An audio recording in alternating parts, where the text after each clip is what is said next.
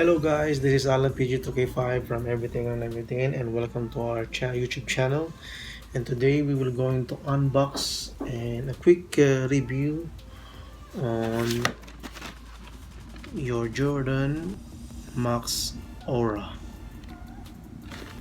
Okay, but before we go on to our video guys, small favor again, kung di ka pa subscriber sa channel natin, make sure to subscribe.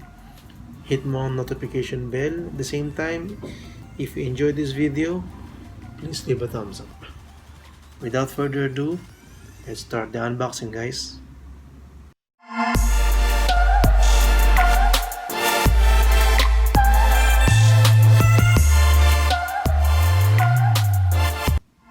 Okay guys, here's your Jordan Max Aura. Tingnan natin ito.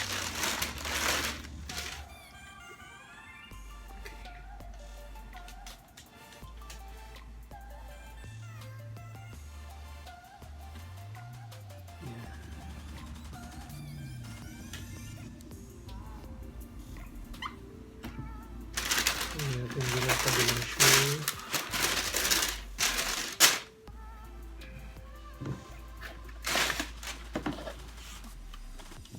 Okay, gaya ng mga previous videos natin, tingnan natin yung box. Jordan Max Aura. Color code is white, black, gym red, US 8.5. At ang style code niya AQ9084106. Okay, same box as before. Black box with gold Jumpman. Another gold Jumpman. Nothing new on the bottom. Same wax paper Jordan with gold tone. Nothing much inside. Siyempre yung stamp nandito. Ayan, stamp siya. Para talagang legit. Okay. Then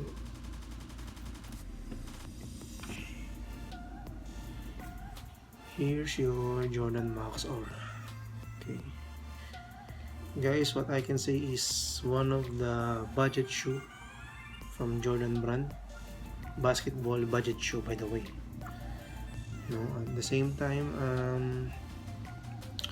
I don't know if I can say na hybrid din siya, pero marami rin siyang kinuhaan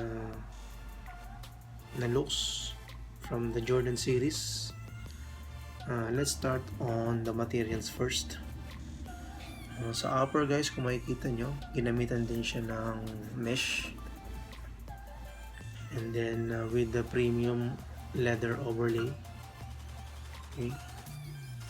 From lateral side to medial side. From the tongue also.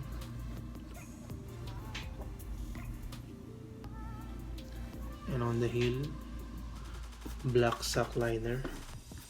No? Sinabi ko guys kanina, marami siyang kinuha na looks. First of all, dun sa Jordan 11, especially dun sa mga eyelids. No? Jordan 14, siguro dito dun sa may logo na may Jumpman. And 11 pa rin dito sa may heel, yung design niya, which is dun sa 11 is yung patent leather. Then resemblance all overall yung Jordan 10, no? And not much about on sa outsole.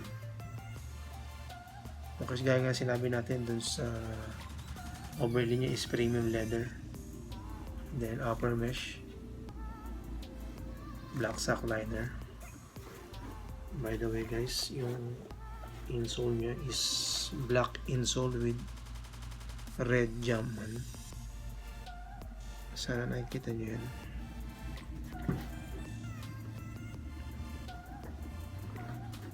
Nothing much about on the upper. We go on to the midsole, solid midsole rubber with an airbag unit. Okay. Yan yung airsole natin dyan.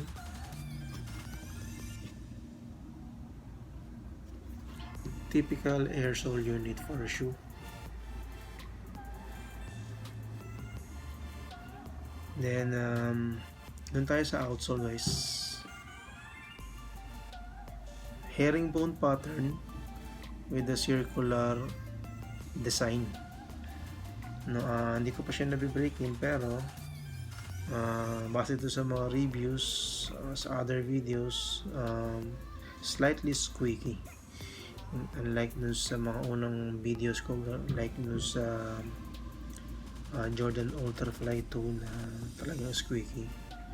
Hindi pa natin siya nabibreak in, pero we'll see on future videos kung ano magiging ratings natin sa kanya. No? I-roll muna natin siya guys. Top view, medial side, lateral, bottom. Typical colorway, black, red, and white. No?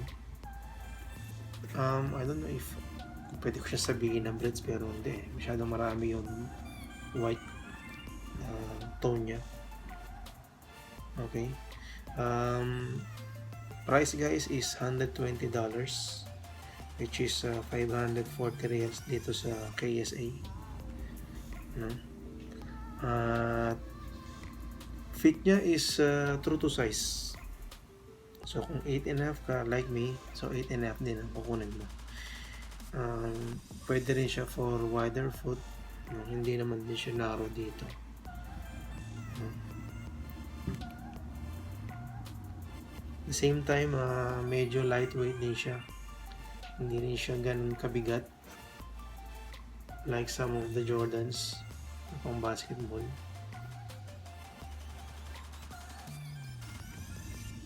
Medyo may kabigatan lang siya dun sa Jordan Ultrafly. No? So guys, that's much about it on the Jordan Max Aura. Let's just take a look on the right shoe. I-roll natin ng konti. Yan.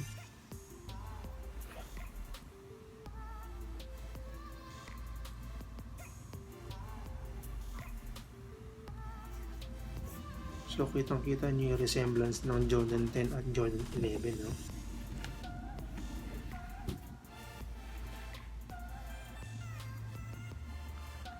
So guys, that's much about it on our Jordan Max Aura. Kung hindi ka pa subscriber sa channel natin, make sure to subscribe.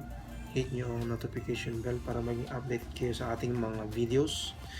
At the same time, please leave a thumbs up. Okay guys, once again, this is Alan PG2K5 from Everything on Everything. Thank you for watching. Peace.